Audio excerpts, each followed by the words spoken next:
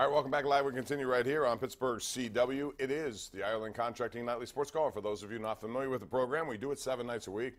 Always here talking the hot topics, 10:35 on Pittsburgh CW. Let's waste no time. Get to these calls. We got Mike in East Deer. Hello, Mike. Hey, Bob. How are you doing this evening? Wonderful. What's on your mind? Well, I wanted to talk to you a little bit about the situation with Josh Dobbs. I think it was a really smart move on the Steelers to keep both of the young quarterbacks. I think you astutely pointed out on the broadcast the other night that Josh has like a sixth sense when the pass rush is coming in. He's able to take a hit, as you pointed out earlier, with the 5 hits, and he also has the ability to put pressure on the defense by knowing that he does have the ability to run, and I think that's going to be a real asset as he matures and battles with Mason Rudolph for the number 2 position. So I think they made a real nice move there. Also, as far as your question is concerned, I do believe the Steelers will win the division. I think they will be a Super Bowl contender. But I'd like to ask you, with having been at camp and following the team, do you really believe that this defense has the ability to take them through the playoffs? And do you believe they're truly a Super Bowl defense? I'll be listening for your answer. All right. And thanks, Mike. I appreciate that. Nice talking with you. You too. Thanks. To answer that question, I think it has to prove it. At this point, no. I think they have too many things they need to prove, and that's what this whole process is about. Their linebacking depth is a concern. They need people to really step up. They're going to rely on a couple of young kids. They may not get a lot of snaps, but if they're active on game day, they'll be counted upon from here and there. I'm talking about Adene and Matt Thomas, the 2 undrafted guys who made this roster. But that's also an indictment of where they are. They don't have a lot on this inside linebacking crew. So you're hoping that Bostic, Matakevich can complement Vince Williams. And the other thing is cover. You know, it works in concert. If you put more pressure on the quarterback, chances are your cover corners are going to make more plays. They turned the ball over a lot in this, I'm talking about forced turnovers in the preseason, which was good to see. They're going to need more of that. Is it a Super Bowl team? Not right now. I have to see more to know that. But I also believe their offense is going to score a lot of points, which should make it a little easier for them to get this done. The other thing is, you know, field position, making sure that if you do take the ball away on defense, you'll give your offense an opportunity to put points on the board quickly. So we'll see. They got too many things. I love their defensive line. I think Dupree, he's the man. If he comes up with the kind of year they suggest that they think he can have, then they're going to be in a much better spot. If not, they got some issues. Let's go to line 3. That's Masterson. Okay. From Black Ridge, yes. All right. See, Masterson, it didn't even fit on the screen. It stopped at Master, and I was going to say Master, and you filled in the blank for me. Thank you. Okay, that's quite all right. First of all, forget the Pirates. So let's move on. For some more relevant conversation, I am in total disagreement with the Steelers for their roster move as far as dismissing Dobbs. With this guy Jones. You're talking about Landry. You're saying dismiss Dobbs. They didn't dismiss Dobbs. Well, I mean, he's not with us any longer. Josh Dobbs Jones, is. they should have dismissed him. They Jones, did. Whatever his name is. They did. Wrong. They did. He's dismissed, to use your word. Let's go to Brad. Talk about. Brad in Pittsburgh. Hey, Brad. Hey, how you doing, man? What's up?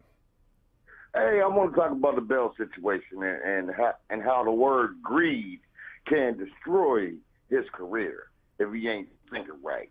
And isn't it possible if he don't show up to work tomorrow, he got to pay how much money? Well, he's going to lose $850,000 a week. A week. I mean, so if he elects not to show up and work, not man. play. Well, no, I understand. See, but his play is this, and I'll be devil's advocate. If I'm Le'Veon Bell, from what I can gather, this is the way he's thinking. Todd Gurley got the kind of guaranteed money that he wants, which I believe is $45 million. Mm-hmm. He wants that to be guaranteed. And some team at the end of this season will give it to him. You can mark my words. Some team. It won't be this team. So he needs to be healthy and productive. He may choose not to be productive for who knows how many weeks. If he chooses this course of action, which I got to show up to work tomorrow. You got to show up to work tomorrow, right? We get paid to go to work. So he better show up. You know what I mean? And I'm getting tired of just hearing about him like he has to show up to work. I'm sure he will, actually. I mean, I'd be shocked. There would be a story of the year if he didn't show up for work tomorrow. I believe he will. I understand what he's doing. I don't agree with it myself personally because I still think this is more than any other sport a real team game where you need to rely on everybody else. In his case, the offensive line, reps, getting familiar with his style once again. It was a slow start last year because he chose to come in so late, and I don't think they had enough time to get that rhythm going, and I think that's why it's important. Let's go to Nunzio and Braddock. What's up, Nunzio? How are you? Hey, Pomp. Hope you guys are having a great day. You too. I just want to talk about the quarterback situation. Now, Jones, if you recall, his record's 3-2 lifetime. Okay. He should be 4-1. He beat Baltimore Ravens a few years back, and the defense blew up at the end of the game to cost them the game. Now, bear in mind, the decision to keep both quarterbacks, the young guys, was based on a meaningless exhibition game. No, it wasn't. No, it wasn't. That had something to do with it, but it's the decision for, first of all, Mason Rudolph was safe no matter what. They drafted him. He went 0 for 50 in the passing department in the preseason. Dobbs was the guy, and it's more than just this game. It's a development and an upswing. As Mike Tomlin likes to say, the finger is pointed up, you know, in that direction. They're looking at him as someone who's developed pretty quickly and can handle a lot of things, and I think they like that. I think Landry Jones is what he is. He's a guy who can come in and he's proven he can handle a game or two here and there. But two of those wins you mentioned are from Cleveland in Week 17, in which they didn't play many players and the Steelers had everything wrapped up. One more thing, Pomp.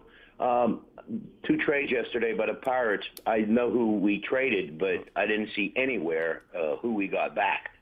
Well, for Freeze, they got a kid with like 4 names. Manuel Jose something Valdez. He's a 20-year-old infielder, and they got cash for the other one. So there you go. Cash, more money in none each pocket. All right. Have a good night. 412-575-2600. Let's go to Ken in Clearfield. Hey, Ken. Hey, Bob. How you doing tonight? What's on your mind, Ken? Thank you.